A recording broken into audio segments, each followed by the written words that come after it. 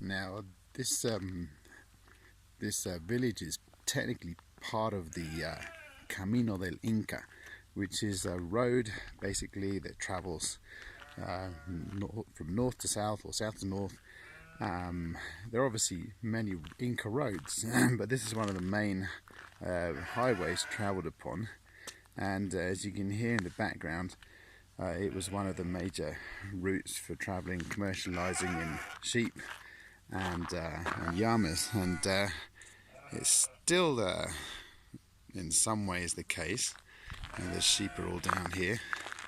Some people still manage to keep sheep alive in this region, and they are down there. It's a bit difficult to see, but anyway, they're in their pen down there, probably expecting me to feed them.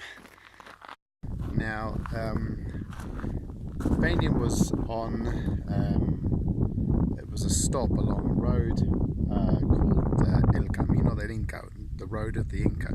Now obviously there are many Inca highways in South America, particularly in this region of the Andes, but this particular route was a very transitive route, which would come from the northern regions all the way down and head on past here down to Copaipó, which was a big oasis and a big sort of how should we say, centre for Inca activity as well.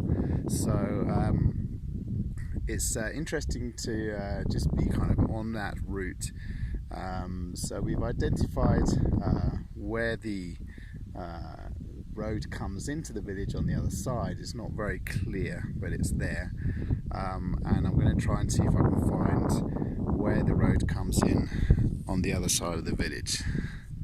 So here's the village, and let's have a look over here.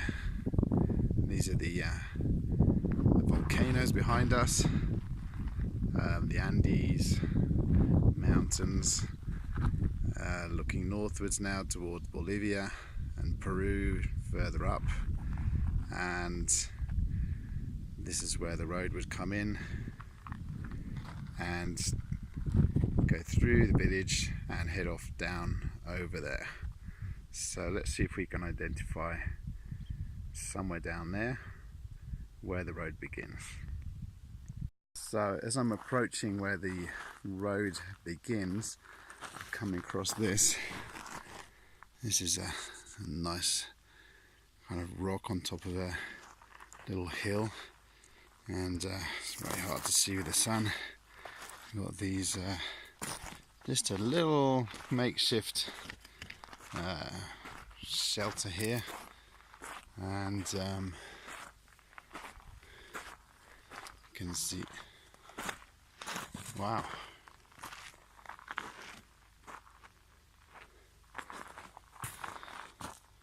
these are grinding stones.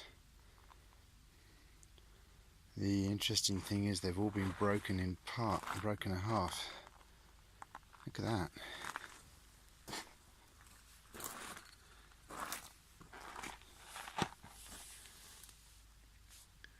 Some of them are not quite matching, but wow, interesting.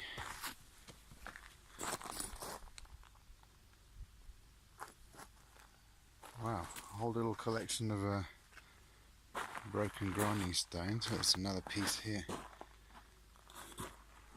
What on earth are they doing here, and why are they all broken in half?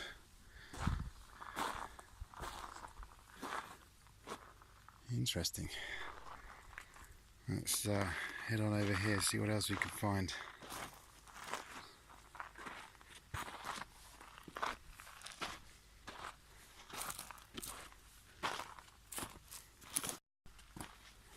This is another place. This is a lot bigger.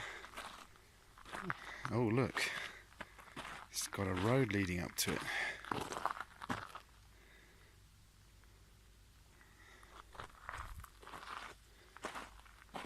And check that out, more broken grinding stones.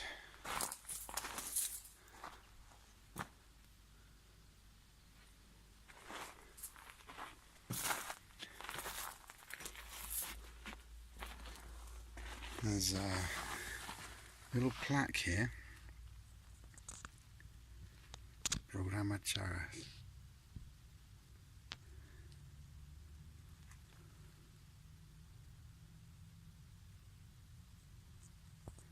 Not quite sure what that's about. I'm going to have to look that up. Very interesting.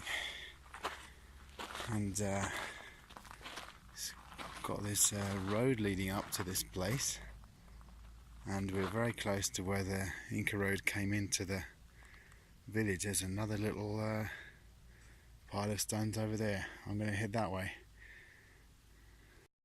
It's just amazing to think, you know, you're walking along these little tracks which are, you know, haven't been used in centuries.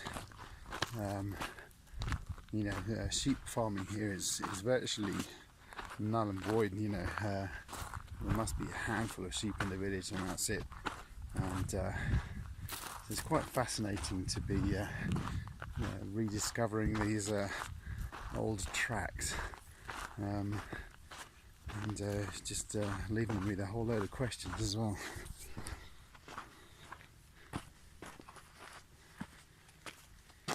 Look at that.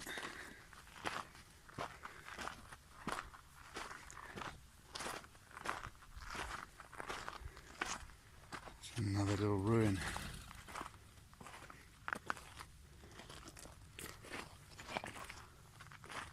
There's not much of this one left, but once again got our little piles of stones.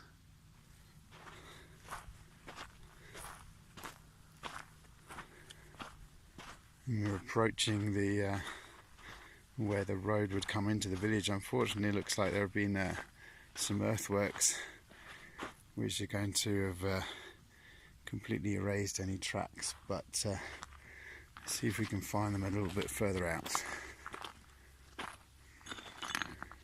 We're getting there. It's always interesting to see these little stones just stood on the side, and there are some track marks around here.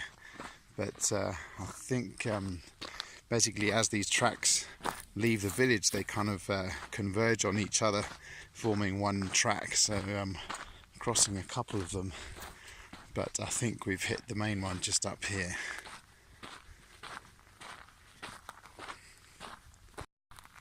Yeah, here we go, here we go. That's our main road out of the village. Got these little piles of stones on each side, and little small mounds often used to mark these roads, and it's heading straight down out of the town off to the south. So you can see that some vehicles have travelled along this as well, and let's see if we can find another one, because I think this is converging on another track just further down. We're on the track. This would be heading south, and from this point you can see where the track divides. This one heading to the one side of the village, so this would be heading up to the eastern side of the village. So two different tracks heading into the village, but they converge here, and off they go down to the south. So it's a track that's still being used by sheep in some places, and obviously some vehicles have been along here at some stage as well. So here on this little brow of a hill, you've got these little small piles of rocks as markers. Got one just here, and then just over there you got another one, and then you've got a little pile of stones here, which is obviously more recent, with a cross on the top. So kind of used as a marker on this road as well. Obviously the older markers are the ones that are much more rustic, just little rocks piled along the side of the at the side of the track, and off it goes down to the south. Very interesting.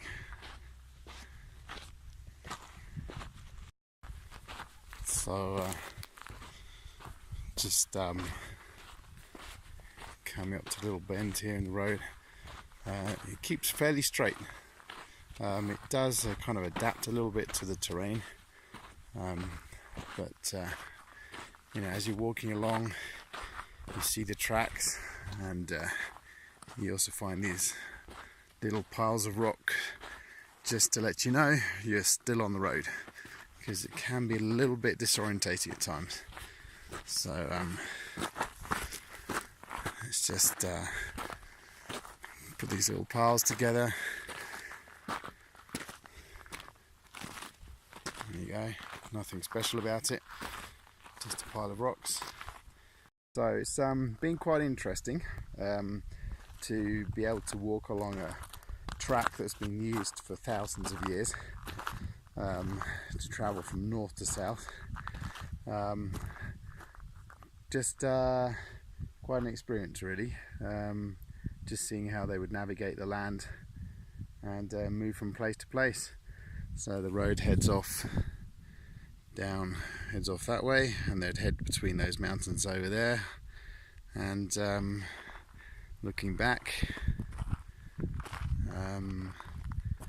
they would just suddenly spot these trees and know that they'd hit a water source. So very interesting, just to be able to experience that.